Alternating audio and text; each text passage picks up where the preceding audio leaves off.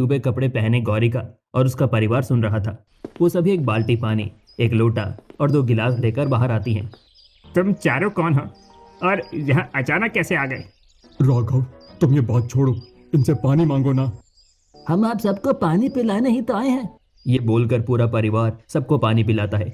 लेकिन जैसे ही गौरिका पानी का गिलास लेकर प्रताप जी की मम्मी सावित्री जी के पास जाती हैं, वो उससे पीछे हट जाती हैं और अरे मुझे नहीं पीना पानी, मुझसे दूर रहो। पता नहीं ये कौन सी जाति के लोग हैं। मैं ऐसे ही किसी का भी छुआ पानी नहीं पीती। नादिमा पानी पी लो, पानी में छूट नहीं लगती।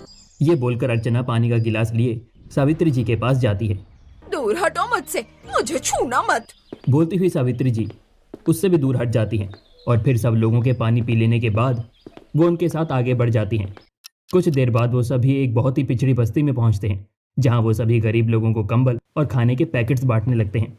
तभी भीड़ में से निकलकर भोलू आता है और कंबल बांट रहे प्रताप जी के सामने आकर दोनों हाथ फैला लेता है और साहब, हम गरीबों को कंबल बांट ही रहे हैं, तो मुझे 4 और कंबल दे दीजिए। हमारी बस्ती से दूर 4 लोग जमीन के अंदर घर बना कर रहते हैं, मैं उन्हें भी दे दूंगा। तुम क्यों दोगे? क्या वो यहाँ नहीं आ सकते? साहब, वो समाज के बहुत सताए हुए हैं, जिस वजह से वो सब दूर से अलग थलग जमीन के अंदर घर बनाकर रहने को मजबूर है। निचली जाति के हैं ना।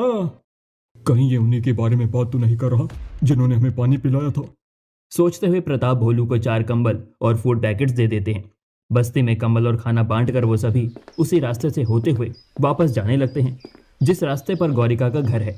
तभी एक बार फिर से प्रताप जी का गला सूख जाता है।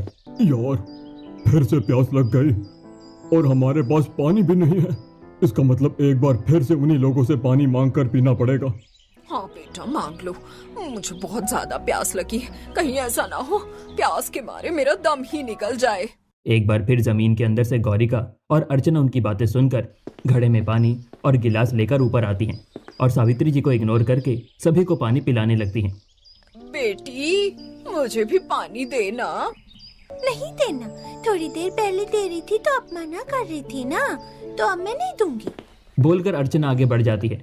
उसके बाद जब भी अर्चना और गौरिका पानी का गिलास लेकर सावित्री के पास से गुजरती हैं तो वो पानी के गिलास पर लपकती, लेकिन वो दोनों उन्हें ऐसे नज़रअंदाज कर रही थी जैसे वो वहाँ है ही नहीं। फिर आखिरकार वो अर्चना के हाथ से पानी का गिलास लेने में कामयाब हो ही जाती है और एक ही सांस में पानी गटक जाती है। अब जाके राहत मिली। एक गिलास पानी और दे दे। गौरिका घड़े में एक गिलास पानी निकालकर सावित्री जी को देती है और जब प्यास लगती है तो पानी दिखता है, पानी देने वाले का हाथ नहीं।